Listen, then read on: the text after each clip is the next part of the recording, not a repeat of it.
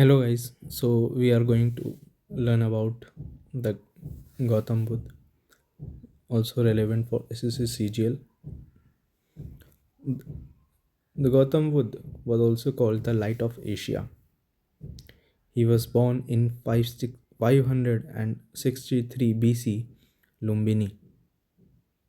He belonged to the Sakya clan, that is why he was called Sakya Muni.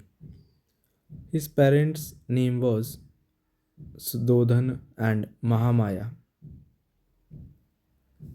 He achieved enlightenment in 35 years under the Bodh under the people tree in Bodh Gaya. His first sermon was in Sarnath, also known as the Dharma Chakra Parivartana. He died in 483 BC, Kushinagar, also known as Mahaparinirvana. The symbols of Buddha's life were birth, lotus, and bull. Wheel, also known as the first sermon in Dharma Chakra. Renunciation, Mahabhinishkar, Mahabhinishkraman. Renunciation means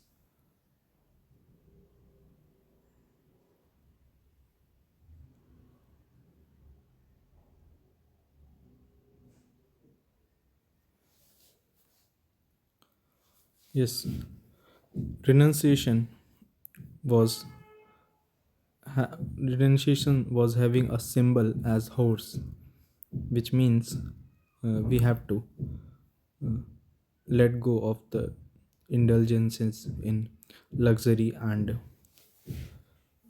some desires. Miss Gautam Buddha achieved enlightenment under the Bodhi tree, also known as Nirvana.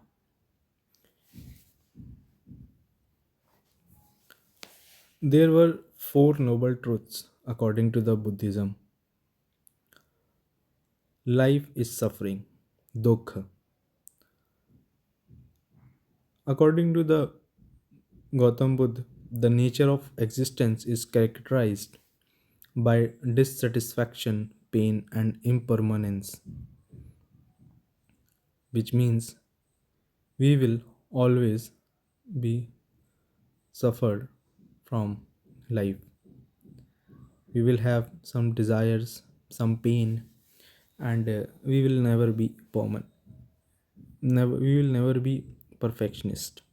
We will always have some lack of things or some desires. We will always crave for something which is more than our capability. Second, cause of suffering is desire, samudaya. According to the Buddha, craving, attachment, and ignorance are the root cause of suffering. If we relate to this, we can say that in today's world, everyone is after the money. Even if it is your true friends or your true in relation, everyone is after the money because the money is now supreme in everyday's culture. If you have the money, you will get respect. If you do not have, then you will not.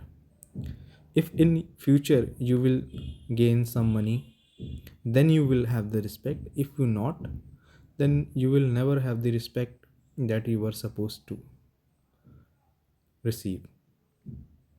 Third, according to the Buddha, end of suffering is possible, also called Nirodha. He told that liberation from suffering can be achieved through the cessation, cessation of desire and attachment. If we call a cessation, which means that we have to be free from desire and attachment. Now, it is not possible to be free from it, but we can do this uh, if we only if we only ach- if we only make our target to achieve our basic needs, not the materialism and the things which are now looked at looked at with very respect in Instagram, that if we have car, big house, big money, we are going to the vacations, and also we are spending money in restaurants, going to the pubs. They are also the the ways to reflect that we have money, and if we detach from these, then we can have some nirod, which is the end of suffering. Now the Buddha tells us that the path to end suffering, eightfold path called Magga. We have to be right understand, right thought, right speech, right action, right livelihood, right effort, right mindfulness, right concentration. We have to understand everything in a right manner. What is the other person is trying to say and what we are understanding right now. Right thought. We should not have any negative thought in our mind, although we cannot deny that no negative thoughts will come ever into our mind, but if we are aware, then we can handle it quite gracefully. Right speech. We also have to only speak which is better for good, because our words can be more pinpointing the pain of other person rather than our actions. Right action. We have to take the right action also, because if I speak about myself, I'm not taking the right action towards my growth. I'm trying to do it by explaining these, and try to achieve some English speaking practice which can help me in future also. And if I work hard, then I can also clear some exam and have some better future. Right livelihood. We have to live through our righteousness, which also called that we have to be bathing daily, going to the temple if you want to, and also helping other peoples and our siblings which are younger to us. Right effort. If I suppose that I'm going to give the effort in a wrong direction, let's suppose the questions are asked in the SSC CGL from these four noble truths, and I am learning that where Buddha told which story. It is not relevant about with the SSC exam. Right mindfulness. We have to be aware that what our mind is now thinking, even though we are not in 100% control of our desires, but we have to. Right concentration. It will give the most ideal situation to study and achieve our goals. Goal is nirvana, freedom from rebirth, the ultimate state of liberation, peace, and freedom from the cycle of samsara.